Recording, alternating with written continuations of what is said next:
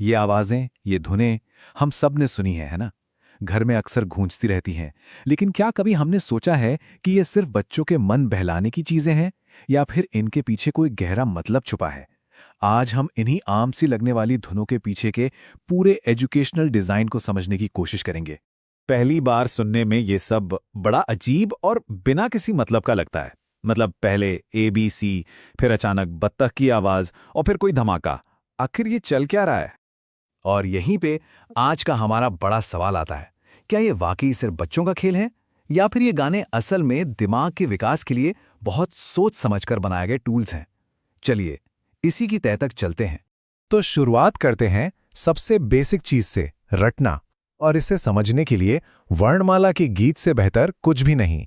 अब देखिए, यहां एक बहुत दिलचस्प बात है। इस मीडिया में ABC वाला गीत एक बार नहीं, दो बार नहीं, बल्कि लगातार 4 बार दोहराया जाता है। ये कोई भूल नहीं है, ये एक सोची समझी स्ट्रैटेजी है। जब एक आसान सी धुन को बार बार दोहराया जाता है तो अक्षरों का पूरा क्रम सीधा दिमाग में बैठ जाता है, एक पक्की याददाश्त बन जाता है। चलिए अब रटने से एक कदम आगे बढ़ते हैं।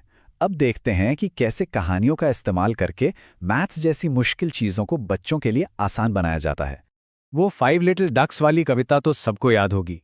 असल में वो सिर्फ एक प्यारी सी कहानी नहीं है, वो घटाना यानी सब्ट्रैक्शन सिखाने का एक बहुत ही स्मार्ट तरीका है।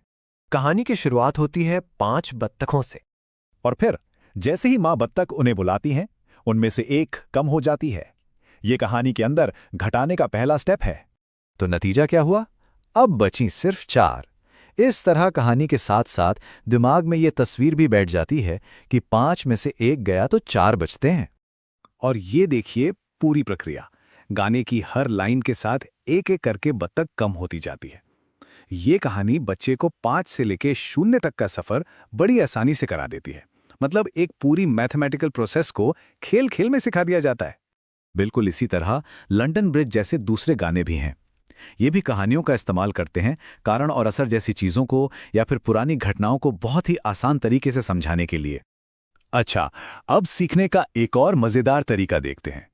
ये है शारीरिक गतिविधि से सीखना, जिसे काइनेस्थेटिक लर्निंग भी कहते हैं, मतलब करके सीखना। इन गानों में से एक का नाम है एनिमल फाइंडिंग एडवेंचर। जैसा कि नाम से ही जाहिर है, ये सिर्फ सुनने वाला गाना नहीं है, ये बच्चों को इसमें एक्टिवली हिस्सा लेने के लिए कहता है। ये करके सीखने का एक सीधा सीधा निर्देश है। गाने के बोल देखिए, वो सीधे सीधे कमांड दे रहे हैं, कंगारू की तरह कूदो या गोरिल्ला की तरह अपनी छाती पीटो। यहां पर जानवर के नाम को उसकी एक खास हरकत के साथ जोड़ा जा रहा है। तो समझने वाली बात यह है कि किसी जानवर के बारे में सिर्फ सुनने और उसकी तरह असल में हरकत करने में जमीन आसमान का फर्क है। जब बच्चे खुद उस जानकारी को अनुभव करते हैं तो उनके दिमाग में वो बात ज्यादा मजबूती से बैठ जाती है। और अब आते हैं हमारे विश्लेषण के आखिरी और शायद सबसे मजेदार हिस्से पर। इसे कहते हैं सरप्राइज रिवॉर्ड लूप। ये अलग अलग चीजों के बीच एक कनेक्शन बनाना सिखाता है। सरप्राइज एग वाला गाना एक तरह के मनोवैज्ञानिक फॉर्मूले पर काम करता है। सबसे पहले एक सुराग दिया जाता है, जैसे एक लाल अंडे पर टैपिंग। फिर उत्सुकता जगाई जाती है, बताओ इसके अंदर क्या है। फिर जब चीज सामने आती है तो एक इनाम मिलता है। इस तरह रंग, चीज और उसकी आवाज के बीच एक मजबूत और यादगार रिश्ता बन जाता है। तो जब हम इन सभी तरीकों को, रटना, कहानी, शारीरिक हरकत और सरप्राइज, इन सब को एक साथ जोड़कर देखते हैं तो हमें क्या मिलता है? हमें मिलता है सीखने का एक बहुत ही पावरफुल सिस्टम।